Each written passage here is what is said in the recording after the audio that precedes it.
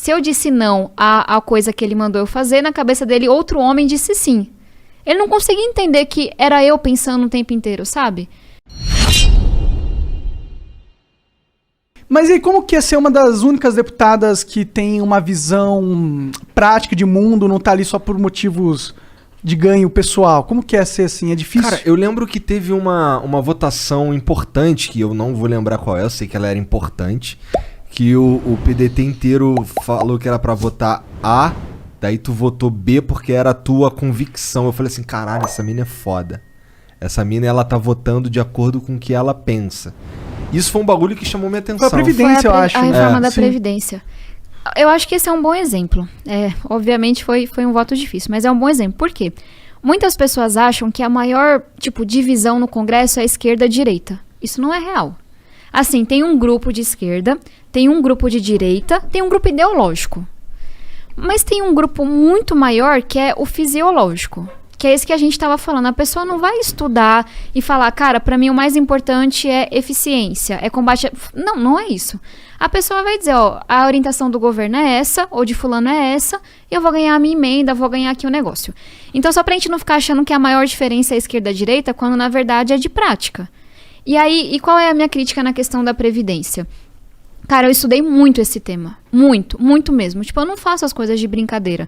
E aí, quando eu olhava para os números da Previdência, a gente via, vamos ver se eu lembro certinho, até 2026, que é daqui 5 anos, né? Daqui 5 anos, de cada R$10 do dinheiro público, 8 ia para pagar a aposentadoria. Ia sobrar 2 para pagar saúde, segurança, educação, tudo. Então, para mim, era muito óbvio que a gente tinha que fazer uma reforma, porque as pessoas passaram a viver mais porque era necessário. E aí tinha uma outra coisa que me doía muito, que é esse Brasil desigual que a gente tem, né? Cara, sei lá, minha mãe foi diarista, meu pai foi cobrador de ônibus, meu tio é pedreiro. Essas galeras se aposentavam com uma regra, por idade. A turma de classe média ou de classe alta se aposentava por tempo de contribuição. Por quê? Porque conseguiam carteira assinada. Não é uma coisa que todo mundo consegue. E aí tinha muita, coisa errada que o governo mandou na proposta. Só que tudo que a oposição elencou, a gente conseguiu mudar. Tudo, 100%, que o governo mandou na proposta. E aí a gente, basicamente, é algo técnico, mas é importante explicar. Pegava essas regras das pessoas mais pobres, que era por idade, e jogava essa regra para quem estava mais em cima. Só que essa turma ficou revoltada. E eu entendo que é foda, você tem que...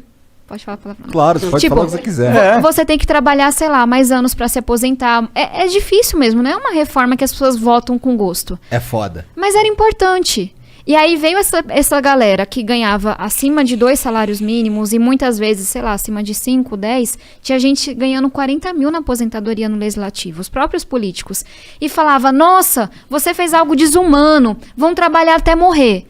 E aí, qual era a minha revolta? Porque a galera de esquerda falava isso. Só que a minha turma da missionária, meus parentes, meus vizinhos, não tinham mudado nada na reforma, entende? Entendi. Por que é que a regra que se aplica a você agora é desumana, mas quando ela se aplica a minha tia, a minha mãe, meu vizinho, ela não é desumana? Não tô dizendo que é legal trabalhar até 62, 65 anos de idade. Tô dizendo que esse povo sempre foi assim. E aí, como é que, enfim, você entende que a esquerda vai defender quem é mais pobre. Sim. Mas aí eu comecei a entender que não, que nem sempre. Às vezes a esquerda vai defender quem está organizado em sindicato, quem está organizado e faz lobby, não quem é trabalhador informal.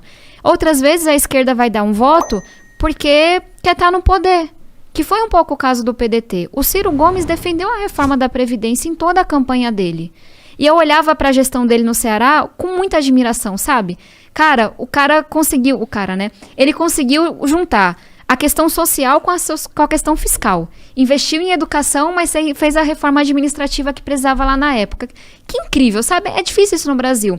E aí ele defendeu toda a campanha. Quando chegou no governo, e foi uma coisa que ele falou para mim por telefone, porque ele sabia do meu trabalho para mudar a reforma. Tabata, a política é assim. Tentei falar com o Lupe, não consegui, você vai ter que fazer o que eu tô dizendo, vai ter que votar contra. E Ciro, eu consegui várias mudanças, eu sei que isso é necessário.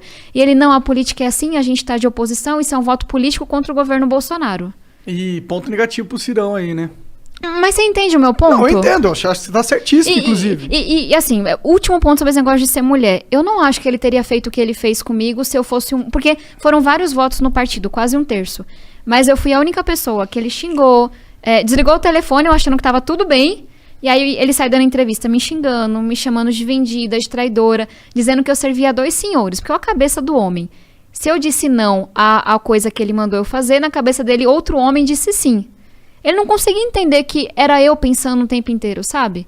Então, eu acho que essa galera que tá mais tempo na política tem que levar uns chacoalhões ainda. Assim, esse foi uma coisa que sempre me incomodou do Ciro. Ele parece muito certo de si, sabe? Até demais. Ele tem muitas certezas. Bom, e aí o que deu? Deu mó rolo, né? Você até falou que 3 semanas atrás saiu no veredito, sei lá. Não é fácil enfrentar esse povo, não. Porque qual era a cabeça deles, assim? Eu era uma menina. Pensem, eu tentei dizer isso. Eu cheguei na política chegando mesmo, assim. Não era que eu tinha padrinho, sabe? Morando no mesmo lugar. Eu cheguei com a conta zerada, pagando no cartão de crédito. Eu cheguei desse jeito. E aí, de repente, começa esse ataque do Ciro, do Lupe, de várias pessoas do partido, dizendo que eu era financiada. Às vezes pelo Jorge Paulo Lema, às vezes pelo Jorge Soros. Cada hora inventava um homem rico pra me financiar e pra mandar em mim. Dizendo que eu era traidora, que eu tinha traído os trabalhadores. Porque não anda na periferia, não conhece a realidade.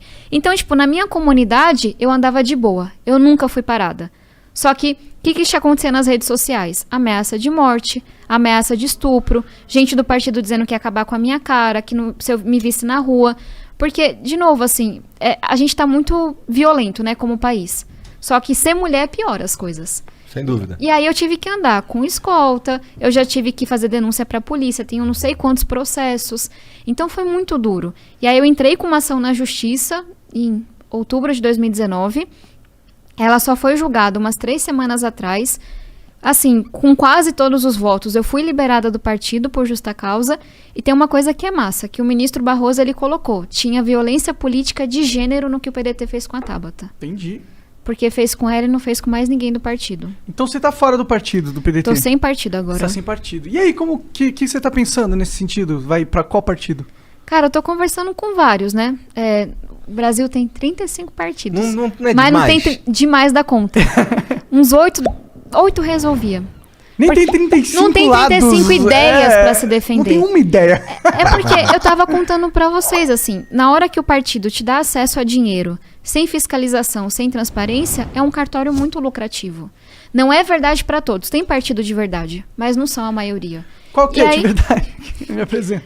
Não vou sair falando isso pros coleguinhas Tudo que eu vou bem, encontrar tudo amanhã, né? Você é de um partido de verdade, você é de um partido de mentira. Tá certo.